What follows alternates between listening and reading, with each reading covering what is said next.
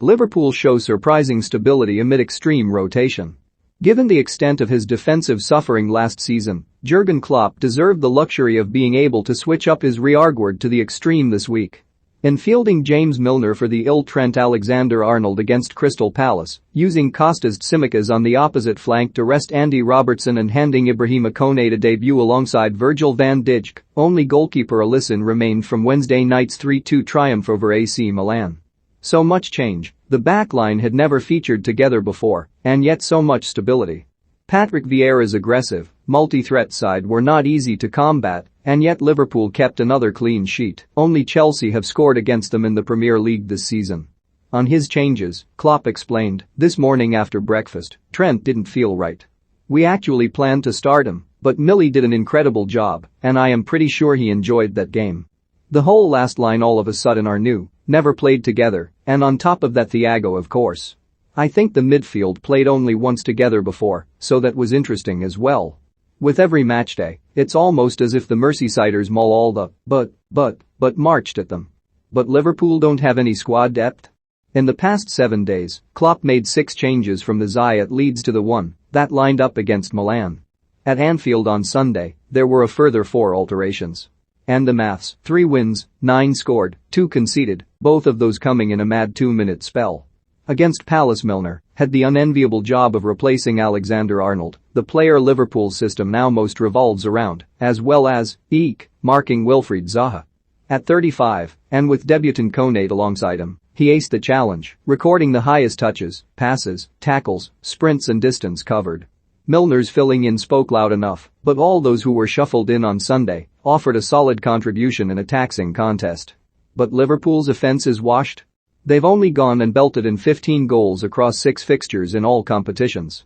That is without Roberto Firmino playing since the end of August, and despite the last 4 encounters being seriously difficult hurdles to scale.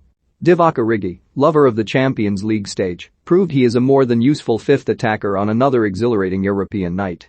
Sadio Mane, who is apparently past it, brought up his century of goals for the club in the Saturday afternoon sunshine, claiming a new record in the process. Sadio Mane celebrates his 100th Liverpool goal by marmalising Palace once more. He became the first player in Premier League history to score against a single opponent for 9 consecutive clashes. But Liverpool don't score from set pieces anymore?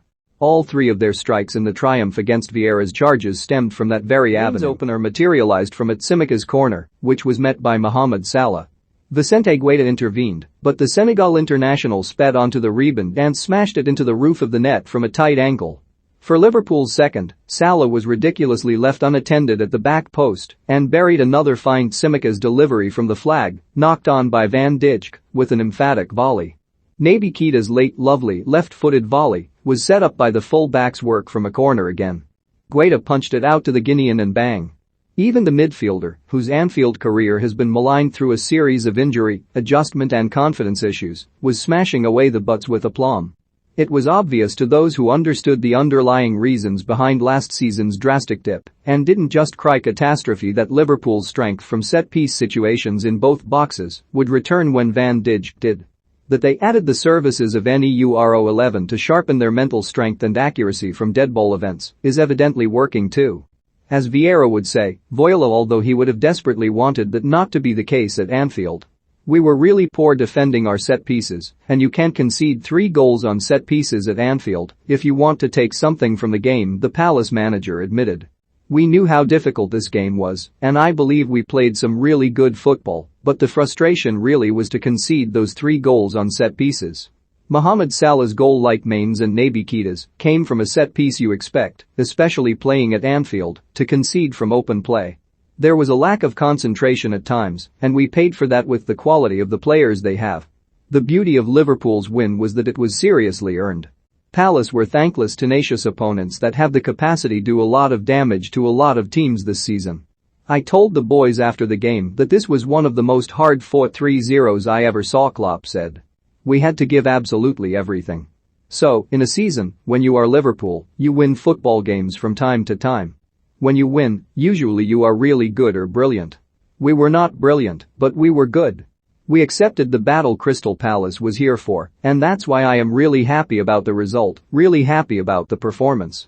This Sunday Wednesday Saturday rhythm is just the most tricky one in the Premier League, and so that we came through that now in the moment is very important. Liverpool have shown strong early signs of getting their groove back.